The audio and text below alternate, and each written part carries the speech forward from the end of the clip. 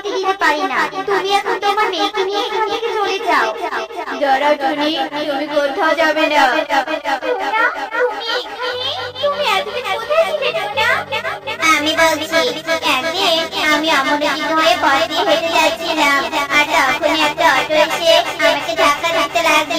কিন্তু ওই সময় টোনা আমাকে দেখতে পায় আর আমাকে বাঁচিয়ে নিজে সেটা নিচে পড়ে যায়। এরপর ইগোছার আমাকে হাসপাতালে নিয়ে যায়, আর এতদিন পর আমার জ্ঞান ফিরে আসে, আর সাথে সাথে আমি আমার মেয়ের কাছে চলে আসি। কিন্তু ইয়ে ম্যাম আমার মেয়েকে স্কুল থেকে বের করে দিচ্ছে কেন? এরপর তুমি টোনাকে সব কথা খুলে বলি। শুনুন ইয়ে ম্যাম, আপনি লিখিত হয়েও অশিক্ষিতের মধ্যে একটা কাজ করেছেন। আমাদের সব পেশার কাজের লোকদের সম্মান করা উচিত। তারা না থাকলে আমরা কাজের কাজ থেকে সেই চাহিদা পূরণ করতাম। একজন মুচি আমাদের সবার দেখাশোনা করে, সেটা তো আমাদের উপকারে আসে। তাই কাউকে তার কাজ নিয়ে অপমান করা উচিত নয়। আমি খুব পাটি পেয়েছি না, আমি এখানে জঙ্গলের মধ্যে নিয়ে চলো। আমি এখন জঙ্গলে যেতে পারবো না, ওর বাবাকে গিয়ে বল। বাবা বাবা, আমি এখানে জঙ্গলের মধ্যে নিয়ে চলো, আমার পেটের মধ্যে খুব মজা দিচ্ছে। এক্ষুনি পটি করতে না পারলে যে আমার পেট খারাপ হয়ে যাবে বাবা। তোর পটি আসার সময় পেল না? এত রাতে কি জঙ্গলে যাওয়া যাবে নাকি? জঙ্গলে কত হিংস্র প্রাণী আছে জানিস?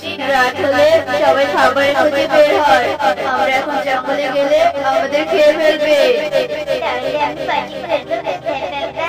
এখানেই করে দিব নাকি? আরে না না, এখানে কেন? আমার সাথে চল, আমি ব্যবস্থা করে দিচ্ছি। এখানে পটি কর, তাহলে কেউ দেখতে পারবে না। টুনির বাড়ির পেছনে তো পটি করার ভালো জায়গা পাওয়া গেল। এখন থেকে রাতে পটি আসলে এখানে এসে করতে পারবো। এরপর কনক টুনির বাড়ির পেছনে পটি করতে থাকে, আর পটি করা শেষ হলে তারা বাড়িতে চলে আসে। এভাবে সেই রাত কেটে যায়।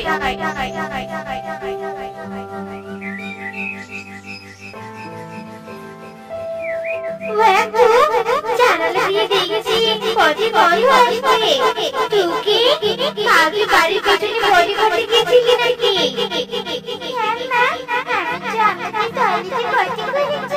তুমি তো বলেছিলে খোলা জায়গায় পটি না করতে, তাহলে নাকি জীবাণু বাতাসের সাথে মিশে আমাদের শরীরে প্রবেশ করবে আর তখন আমরা অসুস্থ হয়ে যাবো।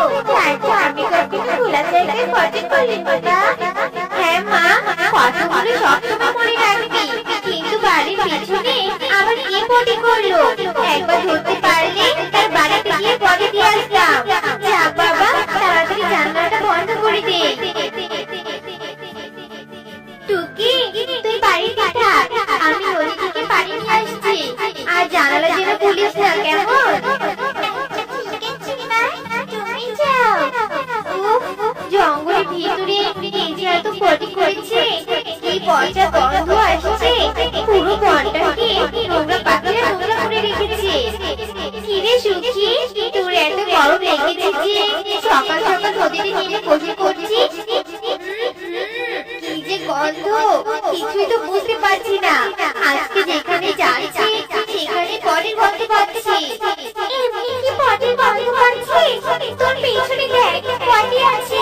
আমি পানি নিতে পা পিছলে পটির উপরে পড়ে যাই, আর পড়ে গিয়ে আমার পুরো শরীরে পটি লেগে গেছে। তাই তো গোসল দিচ্ছি রে। ও মা, তুই তো ঠিক বলেছিস, কিন্তু এই কাজ কে করলো এখানে? তুই কি নদীর পাড় থেকে কাউকে যেতে দেখেছিস? হ্যাঁ তুমি দেখেছি।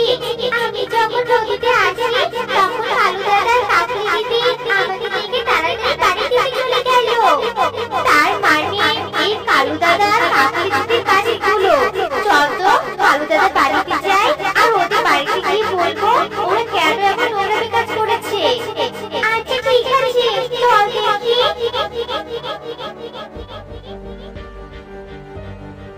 কালু দাদা, কাকুলি দিদি, বাইরে এসে তো, তোমাদের সাথে আমাদের জরুরি কথা আছে। আরে টুনি সুখী, তোরা এভাবে সকাল সকাল আমাদের বাড়িতে এসে চিৎকার করছিস কেন? চিৎকার কি এমনি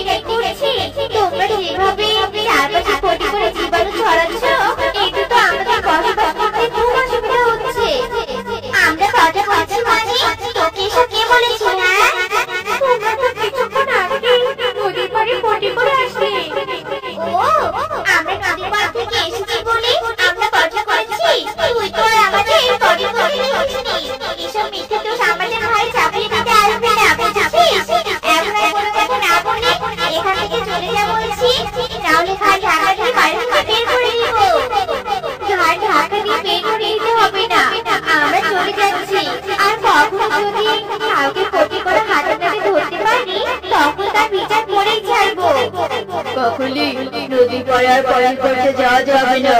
এখন থেকে জঙ্গলের গভীরে পানি করতে যেতে হবে, তাহলে আমাদের আর কেউ ধরতে পারবে না। হ্যাঁ কালু, ঠিক বলেছো। এভাবে সেই দিন কেটে যায়।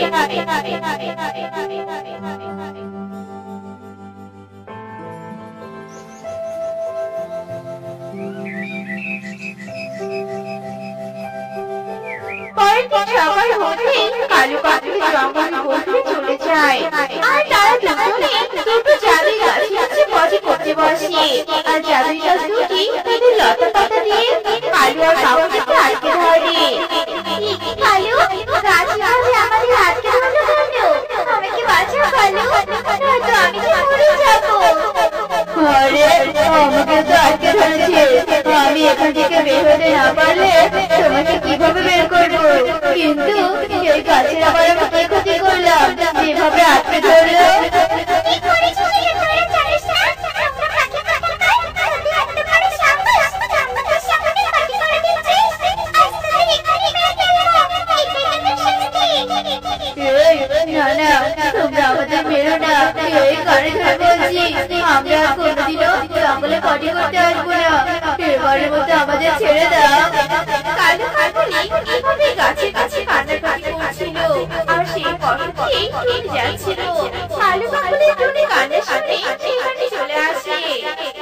কি কালু দাদা, কাকুলি দিদি, তোমাদের এই অবস্থা কেন? আমি বলছি টুনি। এরপর গাছ টুনিকে সব কথা খুলে বলে। টুনি বোন, তুই আমাদের ক্ষমা করে দে, এই গাছের হাত থেকে বাঁচা। আমি সত্যি বলছি, আর কখনো কোথাও পটি করবো না। কথাটা যেন মনে থাকে। গাছ দিদি, এদেরকে এবারের মতো ছেড়ে দাও তুমি। কালু, আমি পটি না করতে পেরে তো আমার পেটের অবস্থা খুব খারাপ হয়ে গেছে। এখন যদি পটি না করতে পারি তাহলে আমি অসুস্থ হয়ে যাবো। তুমি একটু ভেবেচিন্তে বলো যে কোথায় পটি করলে কেউ আমাদের আর ধরতে পারবে না। কাকুলি, আমার মাথায় একটা পটি করা দারুণ বুদ্ধি এসেছে। এই বুদ্ধিতে করলে আমাদের আর কেউ ধরতে পারবে না। আচ্ছা, বলো দেখি কি বুদ্ধি? তারপর কালু তার বুদ্ধির কথা কাকুলিকে খুলে বলে।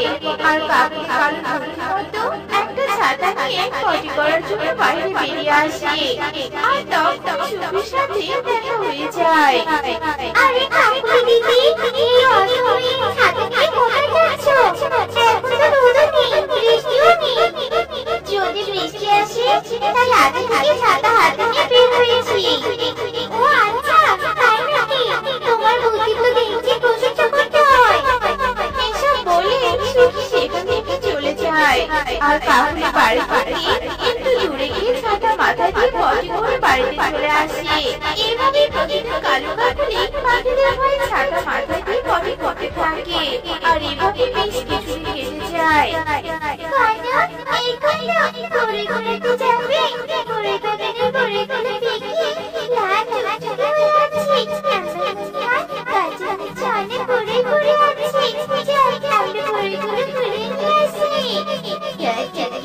চল তাহলে যাই। চুকি, এই ঘুরে ঘুরে খুব মিষ্টি ছিল, তাই না রে? কিন্তু হঠাৎ আমার পেট ব্যথা করছে কেন? ঘুরে খেলে কি পেট ব্যথা করে? বলতে শুনি। আমি তো জানি না কান্না, আমার তো পেট ব্যথা করছে। চল, আমি বাড়িতে চলে যাই।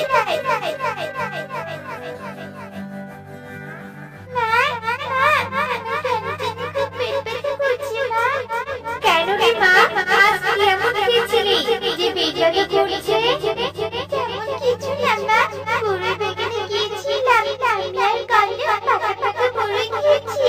তখন থেকে ঘরে ঘরে পেট ব্যথা করছে, আর আমারও পেট ব্যথা করছে মা। কি বলছিস? বড়ি খাওয়ার পর থেকে পেট ব্যথা করছে? নিশ্চয় বড়িয়ে কোনো সমস্যা আছে।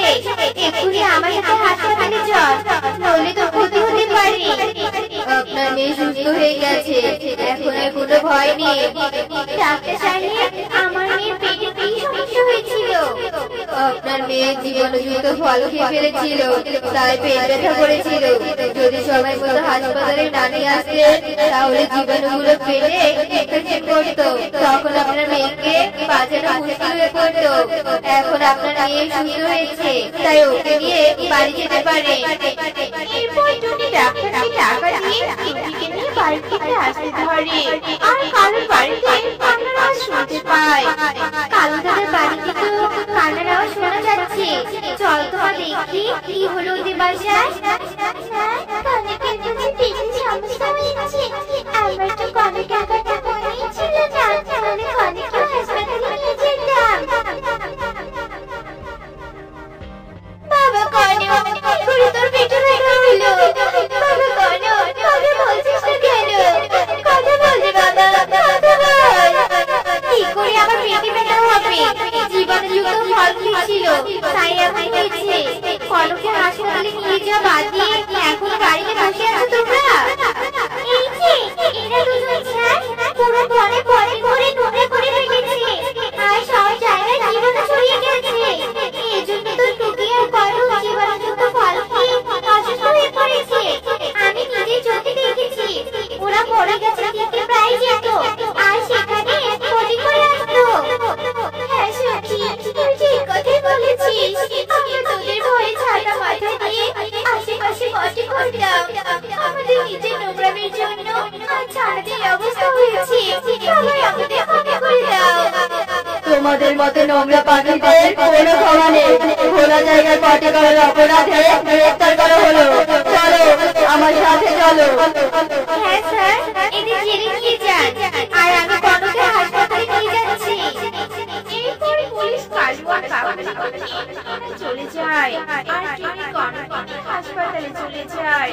আর কিছুক্ষণ পরে টুনি সুস্থ হয়ে গিয়ে বাড়িতে চলে আসে। তো বন্ধুরা, আমাদের আজকের এই গল্পটি তোমাদের কাছে কেমন লেগেছে তা কমেন্টে জানাতে ভুলো না।